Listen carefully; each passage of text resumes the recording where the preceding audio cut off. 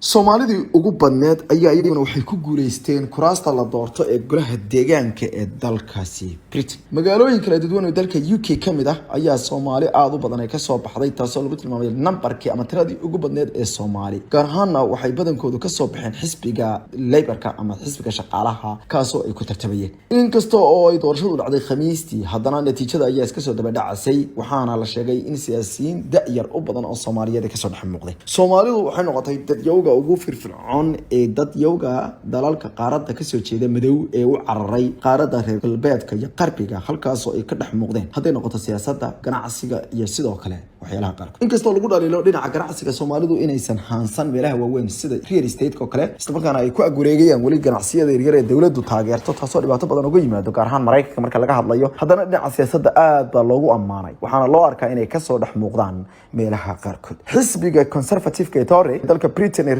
Boris Johnson ayaa ku hoobtay doorashada natiijadeeda waxaana u egtahay in dayixiis uu dhacay. Waxaana u muuqataa in ku dhawaad 10 sanadood oo xisbigan soo talinayay hadeerta maalmihiisii ugu dambeeyay ee lagu jiro sida dadka qaarkood ay qabaan 500 oo kursi oo kuwa la doorta ay aqalada dawladaha hoose ayuu dhumiyay kaasoo halabsaday xisbiga Labourka ama xisbiga shaqaalaha dalkaasi. Qaar kamid ah xubnahan oo la hadlay warbaahinta gaar ahaan BBC-da ayaa waxay sheegeen in ay yihiin guushoodu guul ay ku tilmaameen mid la yaab leh. Doorashadan waxay ahayd doorashadii saddexaad ee ku guuleysto waxayna iiga dhigantahay kalsooni buuxda inay ii hayaan dadkii i soo doortay iyo xisbiga si aan u sii wada shaqooyinka ayuu yiri Xarbi Cilmi Faarax oo kamid ah dadka golaha deegaanka ku soo baxay. Dad kale oo deegaanka ku soo baxay ayaa dhamaantood waxa la wadaagayay sawirradooda iyadoo sidoo kalena Soomaali badan ay u arkayeen arrinta dabaaldeg. 13 dhalinyaro Soomaaliyeed iyo waliba siyaasiyiin ah oo soo baxay waxay u noqotay markaasi arrin cajiib ah waxaana la arkay inay Soomaalidu yihiin dadka ugu badan ee markaasi guulaha soo gaaray ee qurba joogta ay ka mid noqdeen dadka ugu badan ay ka mid yihiin 300 milyan oo lacag oo iska lahaa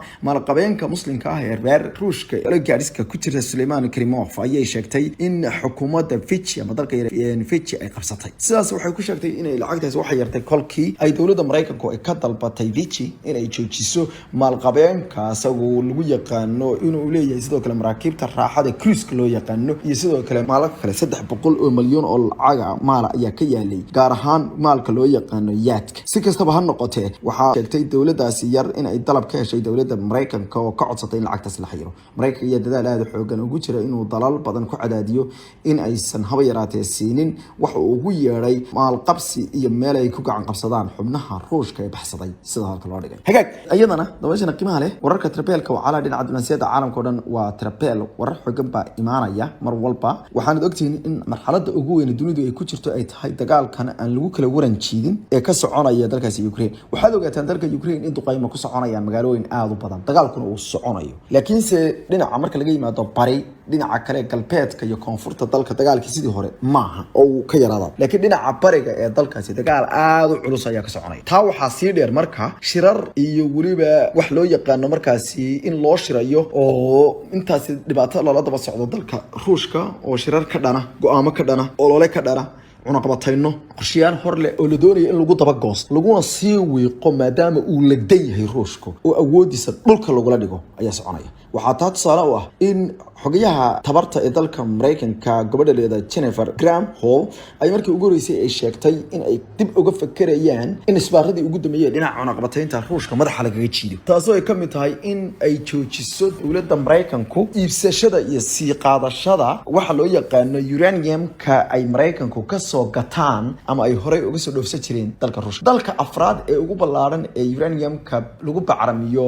nuclear-ka dhinaca tabarta caadiga ah ee koronto haday noqoto dawooyin haday noqoto biyo in lagu hagaajiyo inay noqoto ayuu Ruushku yahay waa dalka afraad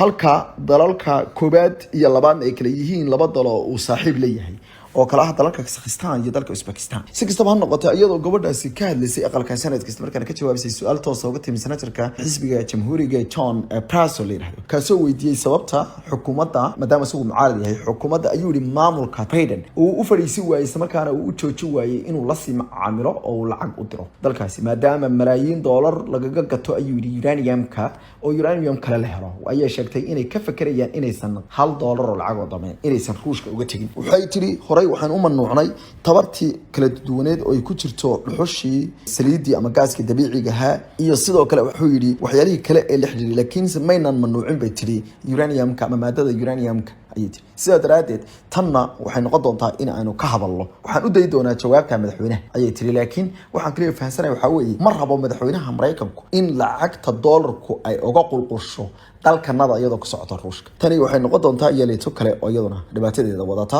mar kalena si adkaysa xaaladda dad ayaa iyaguna waxay dacweeyeen kana dhidisan yihiin 44 bilyan ee lacagta ah ee lagu kala gatay Twitterka kaasoo uu ku gatay maalqabeenka reer Mareykan ee asal ahaan ka soo jeeda qaaradda Afrika ee dalka South Africa ka soo jeeda Elon Musk waxaana jira dad kacdoon ka sameeyay arrintaasi oo maxkamad ka dalbaday in la joojiyo in la gato degmada gobolkaasi Delaware maxkamad ku taala waxaa la sheegay in ay dadka loo yaqaan dadka booliiska ka howlgabay the Orlando Police Pension Fund ay ka dalbadeen maxkamadaasi in la joojiyo la hakiyo kala iibsashadaas iyagoo sheegay in aysan dooneynin in dadkaasi ay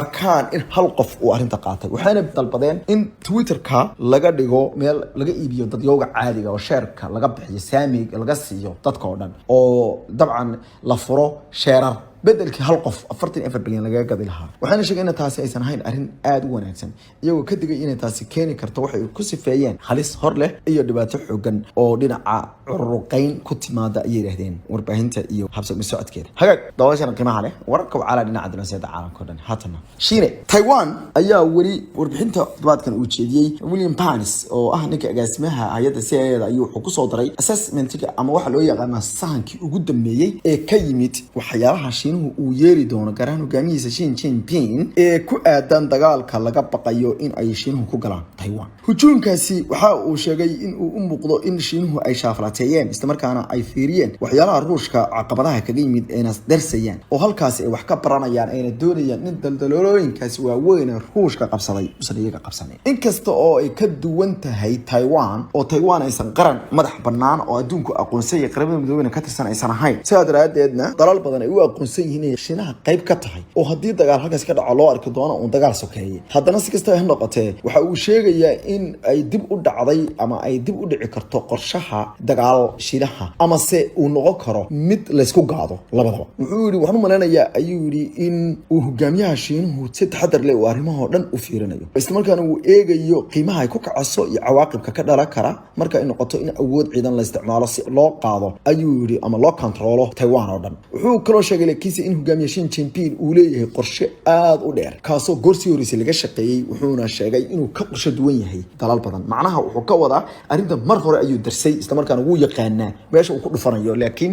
waxaan la ogeyn xogta oo dhan waxaan u maleynayaa ayuu yiri in aysan arrinto daqiiqada gudaheed inaan ka fikiro aysan ahayn oo aan kadibna aan sheego laakiin waxaan u filayaa ayuu yiri inay jiraan hal arrin oo ah wax qosay doona qadiyada oo ah sidee ay habkee ayaa loo maamulayaa isla markaba arrintan loo saabjaraya baro badan ayaa dhowr jeer waxa ay sheegeen in Shiinuhu uu kaga duwanaa doono Ruushka qorshaha isla markaana uu Shiinuhu awood u leeyahay inay ku qaadato saacado dhowr ah hadii uu qorshaha hagaajiyo dadyo badan waxay sheegeen in Shiinaha arrinta ugu badan ee u baahan yahay inuu xalliyo ay tahay waxa uu ka yeerayo diyaaradaha F-16 taasoo ah in uu marka uu horeysa diyaaradahaasi meesha ka saaro hadii uu diyaaradahaas meesha ka saaro oo diyaaradaha F-16 uu burburiyo oo uu ku burburiyo saacado aan ka badnayn 3 ama 4 saacadood gudahood waxa sahlanaa doonta in 12 saacadood ee maalintaasi uu wada qabsado jasiirad laakiin dadka qaarkood waxay ka baqayaan hadii xogtu ay ka faafto isla markaan diyaaradaha la kiciyo in adkaa doonto diyaaradahan in ay si sahlan loo soo rido waayo diyaaradaha Mareykanka ayaa dhawaan bacramiyay isla markaana wuxuu ka dhigay kuwa la tartami kara qaar kamid ah kuwa Shiinaha wali uu haystaa diyaarado ka awood roon kuwaasi laakiin waxa la filayaa haddana in ay arrintu ku noqoto mid fashilanta hadii xogta laga ogaado laakiin dad badan ayaa qaba in Shiinuhu uu ka xog dhowris badan yahay Ruushka isla markaana uu yahay dal xiran oo gabi ahaanba la og yahay waxa soconaya iyo waxa